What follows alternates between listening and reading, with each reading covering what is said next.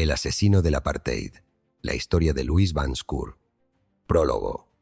Ecos de un pasado sangriento. En las oscuras noches de East London durante los años 80, el silencio se rompía con el eco de disparos y el llanto de una comunidad sometida al terror. Bajo el implacable régimen del apartheid, donde la segregación y la injusticia eran moneda corriente, surgió la figura de Louis Van Schoor, un hombre que, moldeado por un sistema opresor, se convertiría en el verdugo de aquellos a quienes el poder deshumanizaba. Esta es la historia de un hombre nacido en 1951, cuya vida transcurrió entre la violencia institucional y la brutalidad personal, y cuyo legado aún clama por justicia en las páginas de la historia sudafricana. Capítulo 1. El guardián de la oscuridad. Louis Van Schoor nació en 1951 en un país donde desde temprana edad se enseñaba la división y la supremacía. Crecer en un ambiente de discriminación sistemática, en el que cada calle y cada palabra resonaban con la ideología segregacionista, le inculcó una visión del mundo marcada por el nosotros contra ellos. Las lecciones impuestas por la sociedad y el aparato estatal no tardaron en sembrar en él una dualidad moral. Por un lado, el deber de proteger un orden que parecía inquebrantable. Por otro, la creciente convicción de que, para restablecer ese orden, era necesario actuar con mano de hierro. La carrera en la policía y la transformación en justiciero. Durante años, Louis se integró en la policía de East London, institución que, en el marco del apartheid, actuaba como brazo ejecutor de un régimen que privilegiaba a los blancos. En medio de patrullas y reuniones en oficinas sombrías, fue allí donde se forjó la idea de que la violencia podía ser la respuesta a un desorden inherente. Con el tiempo, abandonó las filas oficiales para trabajar como guardia de seguridad, posición desde la cual tendría acceso a múltiples establecimientos, restaurantes, tiendas, fábricas y escuelas en los barrios blancos de la ciudad. Con una pistola de 9 milímetros y municiones de bala expansiva, Louis se transformó en un vigilante justiciero, convencido de que sus acciones, en apariencia destinadas a proteger, eran la forma legítima de castigar a los intrusos de los barrios negros. Capítulo 2. La noche del silencio mortal. La preparación del cazador. Cuando la noche caía sobre East London, la ciudad se sumía en un silencio cargado de temor. En ese ambiente, Louis preparaba meticulosamente su herramienta letal. Revisaba su arma como quien ritualiza un acto sagrado, asegurándose de que cada bala estuviera lista para cumplir un destino ineludible. Vestido de oscuro y casi invisible a la penumbra, se internaba en calles que, pese a la aparente calma, bullían de secretos y peligros. En la oscuridad, el ex oficial se convertía en la sombra misma de la muerte. Sus recorridos nocturnos se transformaban en una cacería siniestra. En establecimientos comerciales, el más mínimo ruido o la presencia de un intruso eran suficientes para activar su instinto asesino. Con precisión casi quirúrgica, disparaba sin contemplaciones, dejando tras de sí víctimas que, en su mayoría, eran hombres y hasta niños de comunidades negras. Cada disparo resonaba como una sentencia irreversible, y la violencia se transformaba en una especie de macabro juego en el que la adrenalina y el desprecio se entrelazaban. La frialdad con la que ejecutaba sus justicias era tan perturbadora como el sistema que lo había legitimado, haciendo que la noche se impregnara del dolor silente de innumerables vidas truncadas. Capítulo 3. Ecos de justicia y complicidad. Un juicio en tiempos de apartheid. Durante el periodo de 1986 a 1989, Louis Van Schoor estuvo implicado en al menos 39 asesinatos, cifra que él mismo llegó a cuestionar y que, según diversas investigaciones, podría haber sido incluso mayor. Sin embargo, el juicio en su contra, celebrado en 1991, convirtió en un claro reflejo de la lógica distorsionada del sistema judicial del apartheid. A pesar de la evidencia acumulada, el tribunal solo lo condenó por 7 asesinatos y 2 intentos de asesinato, dejando 32 de sus homicidios clasificados como justificables. Esta disparidad se debió a una interpretación legal que, influenciada por prejuicios raciales, permitía que la violencia contra los supuestos intrusos fuese considerada legítima en un contexto en el que la ley protegía los intereses del régimen segregacionista. La doble cara de la justicia. El proceso judicial estuvo marcado por numerosos hechos que evidenciaron la complicidad institucional. Durante el juicio, se supo que, a pesar de la magnitud de los crímenes, la Fiscalía optó por procesar únicamente aquellos casos que podían ser justificados legalmente, dejando de lado decenas de asesinatos cometidos por Louis. Esta selección evidenció una manipulación de la justicia, en la que el número real de víctimas fue minimizado para encajar en el marco legal permisivo de la época.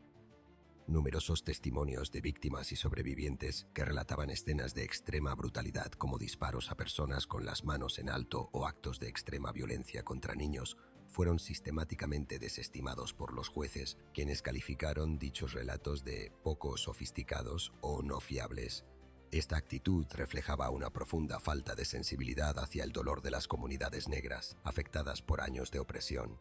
En múltiples escenas de crimen, la policía, en lugar de recabar evidencia forense esencial, como casquillos de bala o registros fotográficos de los cuerpos, optó por ignorar o incluso encubrir los hechos. Esta omisión fue parte de una estrategia deliberada para proteger a los agentes y funcionarios que, en muchos casos, sabían de las actividades de Louis y eligieron no intervenir.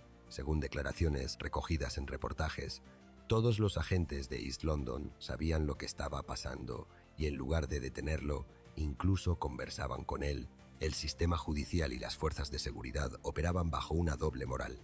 Mientras públicamente se proclamaban guardianes del orden, en la práctica contribuían a encubrir y legitimizar actos de violencia extrema. Investigaciones periodísticas y entrevistas con testigos revelaron que la policía no solo era consciente de las acciones de Louis, sino que en varias ocasiones las alentó o las toleró abiertamente. Este apoyo tácito se basaba en la premisa de que se trataba de acciones necesarias para proteger los intereses de la comunidad blanca en un contexto de alta criminalidad, aunque en realidad se utilizaban para perpetuar un régimen de terror contra la población negra. El aparato judicial del apartheid empleaba leyes que intencionalmente minimizaban la responsabilidad de quienes actuaban en el marco de la seguridad privada y policial. Así, muchos de los asesinatos se enmarcaban en el concepto de homicidios justificables, una categorización que permitía que la violencia letal se legalizara cuando se trataba de defensa contra intrusos, aunque dichos intrusos eran en su mayoría ciudadanos de color. La impunidad alcanzada se hizo aún más evidente cuando, tras cumplir solo 12 años de una sentencia de 20 años, Louis fue liberado en 2004. Esta temprana liberación, a pesar de la gravedad y la cantidad de los crímenes cometidos, se interpretó como una señal del aparato represivo del apartheid. Capítulo 4. Voces de venganza y dolor. El dolor inconmensurable de las víctimas. Cada vida arrebatada por Louis dejó tras de sí un abismo de dolor y pérdida. Las comunidades negras de East London, ya golpeadas por años de discriminación, se vieron devastadas por la violencia sistemática que cobraba la vida de padres, hermanos e hijos. Las madres lloraban a sus hijos desaparecidos y el dolor se transformaba en un grito colectivo contra la impunidad. Relatos desgarradores de testigos y sobrevivientes pintan un cuadro de terror, desde jóvenes que apenas alcanzaban la adolescencia hasta ancianos que, en su vulnerabilidad, fueron víctimas de un justiciero que operaba sin límites. La lucha por la verdad y la reparación, a pesar del miedo y la desesperanza, en reuniones comunitarias y centros de apoyo emergieron voces que se negaban a olvidar. Familias y activistas se organizaron para exigir que se reabrieran los casos y se rindiera verdadera justicia. Historias de resiliencia se entrelazaban con el clamor por la verdad, relatos de madres que convirtieron su dolor en una lucha incansable, de jóvenes que se transformaron en activistas y de comunidades enteras que se unieron para exigir el reconocimiento de sus pérdidas. Capítulo 5. El legado de un sistema oscuro. La sombra persistente del apartheid. Con la caída del apartheid y la instauración de un nuevo orden en Sudáfrica, la liberación temprana de Louis Van Schoor en 2004 se convirtió en un símbolo de la persistencia de viejas heridas. A pesar de la transición política, el legado del régimen segregacionista seguía latente en cada esquina, en cada recuerdo doloroso de las víctimas. La historia de Louis no podía ser borrada tan fácilmente, y su nombre se transformó en un recordatorio perpetuo de cómo la impunidad puede arraigarse en una sociedad que se rehúsa a enfrentar su pasado. La vida y los crímenes de Louis Van Schoor son ante todo un grito de advertencia, una advertencia sobre lo que sucede cuando las estructuras de poder se corrompen y la violencia se normaliza en nombre del orden.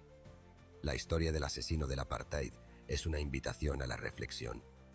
¿Cómo podemos construir un futuro en el que la justicia prevalezca, incluso cuando los fantasmas del pasado parecen ineludibles? Hoy, la memoria de las víctimas y el clamor de las comunidades siguen exigiendo respuestas. Cada testimonio, cada archivo olvidado, cada lágrima derramada es un recordatorio de que la verdad no debe ser silenciada. Louis Van Schoor, conocido como el asesino del apartheid, pasó sus últimos años en relativo aislamiento después de haber sido liberado en 2004 tras cumplir solo una fracción de la condena impuesta por sus crímenes. Durante esos años se mantuvo en un perfil bajo, trabajando en tareas cotidianas, lejos de la atención mediática, mientras su salud se deterioraba progresivamente. Finalmente, el 25 de julio de 2024, a la edad de 72 años, falleció en East London, Sudáfrica, debido a complicaciones derivadas de una sepsis en la pierna. Su final, marcado por la enfermedad y el olvido, contrasta con la brutalidad de sus actos pasados y deja un legado amargo que sigue siendo recordado por las comunidades afectadas y por quienes estudian el oscuro capítulo del apartheid.